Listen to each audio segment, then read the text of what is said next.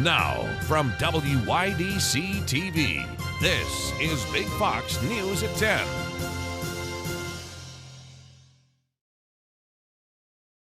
Good evening, I'm Anna Manuel. The brutal cold weather is sticking around in the Twin Tiers. For the very latest, let's go straight to meteorologist Alyssa Triplett. Alyssa? Good evening, and that active weather pattern is definitely keeping us on our toes as we will see still more rounds of some of the snow and cold. We really had that earlier this week with snow and then a little bit of those cooler temperatures into today. Now what we have for Thursday and Friday is back to some snow shower chances and then starting the weekend off with some cold before we do have a bigger turnaround in that forecast that comes into next week. But I'll time all of this out in that full forecast coming up in just a few minutes. All right, thanks, Alyssa. Who is the greatest baker? Well, a local bakery is trying to find out. Our Sonia Ellison tells us how you can get involved in the Greatest Baker semifinals. You may know Corning baker Kira Van Winkle, winner of the 2023 Gingerbread Invitational and finalist for the Greatest Baker contest. The reason I wanted to start my bakery is to be able to support my family, stay home with my daughters. Since 2021, Kira has been running her business, Kira's Cupcakery, through her Corning home as a way to practice her passion for baking while providing for her family as a stay-at-home mom. She's in the top 5 for the Greatest Baker contest Cake Boss star Buddy Balastro helped create. He makes some amazing cakes. Is she on Cake Boss right now? If Kira makes it to the semifinals, she will be in the running for a chance to win $10,000 and meet Buddy for a workshop. I loved it so much. I tried to attempt all the things that he tries to do in his show. Her faith is another big baking inspiration. Be able to glorify God through my bakery and to use the talent that he gave me for it.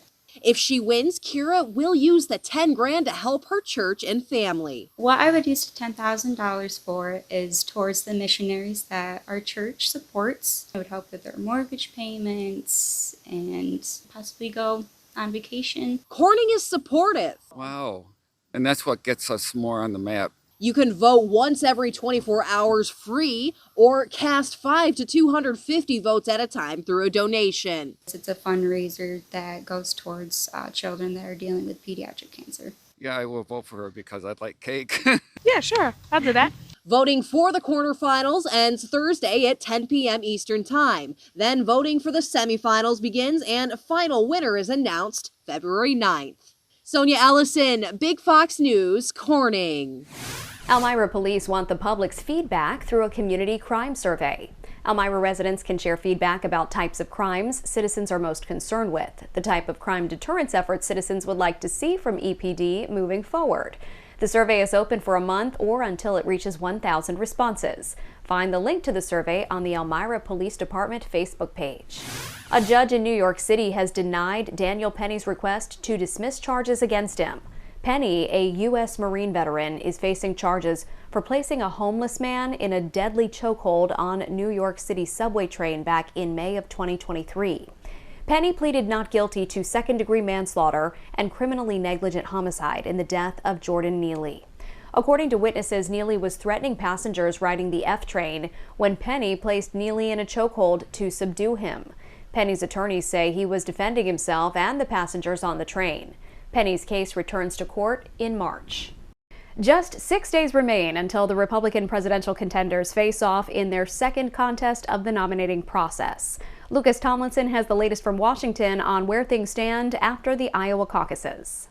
We are going to win on Tuesday. Fresh off his overwhelming victory in Iowa's leadoff caucuses, former President Trump set his sights on the Granite State, taking aim at the only 2 Republicans left in the race, Ron DeSantis and Nikki Haley. I'll tell you, we have these 2 people. We really got to get back on to Biden and beating the Democrats and not wasting a lot of time with these 2. Not wasting any time, his former competitor, Vivek Ramaswamy, who appeared alongside the GOP frontrunner with an endorsement one day after dropping out of the race. He's going to be working with us, and he'll be working with us for a long time. But the latest polls show Haley neck and neck with Trump. both candidates polling at 40%. We have to leave the negativity and the baggage behind and go forward with new solutions for the future. Yet a debate between the remaining candidates set for Thursday is now off after Haley said she won't participate, with Trump again opting out. I'm the only one who's not running a basement campaign at this point. And if Iowa's any indication of what's to come, Tuesday's turnout could be lower than expected after only 14% of registered Republicans turned out for the Iowa caucuses. In Washington, Lucas Tomlinson, Fox News.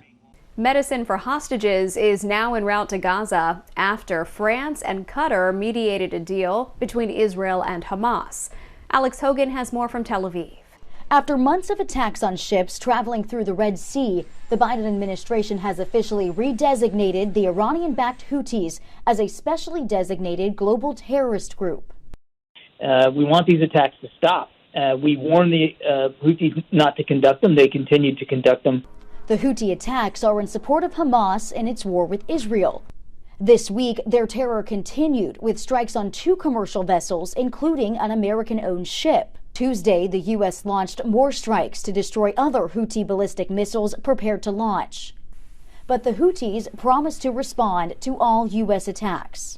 The response to the American and British offenses is certainly coming, and any new aggression won't pass without a response and punishment. Last week, the U.S. Navy also seized ballistic components from a ship headed to the Houthis. But 2 Navy SEALs are still missing after falling into the rough waters. We're not getting them back. And this is just puts a real human face on the fact that we have many service members in the Middle East right now in harm's way. Houthis' new designation as a specially designated global terrorist group differs from being labeled a foreign terrorist organization, the label they held under the Trump administration before President Biden revoked it. In Washington, Rebecca Castor, Fox News. We'll have your midweek forecast after the break. And ahead, the state now considering banning tackle football for kids 12 and younger. Here's your local stock market update from Big Fox.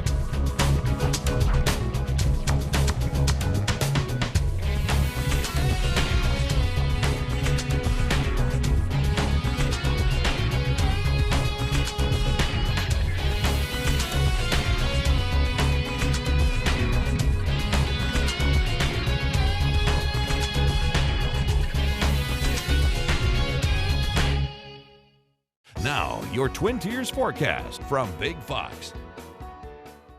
Well, an active weather pattern continues to remain across the area. Now, we have been seeing some higher impacts at times, but we definitely haven't been seeing the most significant snow nor the more significant cold. But we're going to continue to be teased with the snow and the cold. Now, overnight, we are underneath some of these partially clear skies, so low temperatures are going to continue to be sitting just around those teens, but be quickly warming as we step into Thursday as the next systems start to lift in. We're even seeing that as you look at the Thursday morning lows, you see a few of those snow shower icons there just off to our west. As that next system will be emerging throughout our daytime, we're going to have some daytime snow showers up to 2 inches of an accumulation, low impacts, but note that there may be sometimes some slick travel, especially as those snow showers come to an end in the afternoon and evening.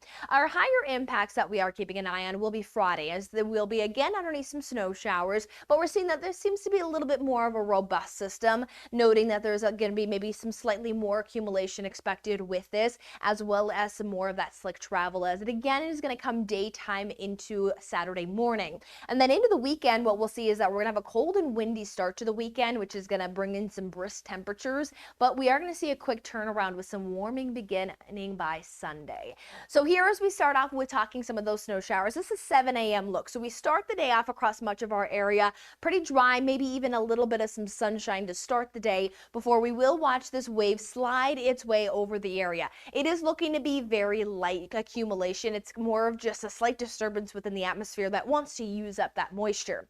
There's going to be a small break, and then quickly as we head into Friday, that leftover moisture from that first disturbance increases with a low that is going to be drifting north from the south central, as well as a low across the Atlantic, which will expand those snowfall numbers. So right now, at least promised about 1 to 3 inches from round 2, but there might be some bump up as we have to really keep an eye on how much moisture will feed in with this system.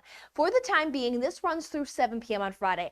I'm thinking numbers may be a little bit bigger than this, especially when you talk both rounds. Again, round 1 looking more likely to stay under an inch, maybe a few over inch markers. Round 2, 1 to 3 inches. So this has a general idea of 2 systems bringing at least an inch, but again, a second round might bump up a bit. So we'll keep an eye on these numbers as we're at least expecting some snowfall accumulation over the next 48 hours that will lead to some of that slick travel. We do hang on to temperatures that are going to be just near normal for a January day into those upper 20s with those light snow showers. So again, not a big impact today, but do note that there will be some snow that might slow down some travel. Into Friday morning, cloud cover does keep us within those teens and lower 20s as that next system expands those snow showers to be in place through much of Friday and again keeps temperature steady into those 20s. But as those snow showers move out, that will allow for some quick cooling, and then a warming trend takes us into next week.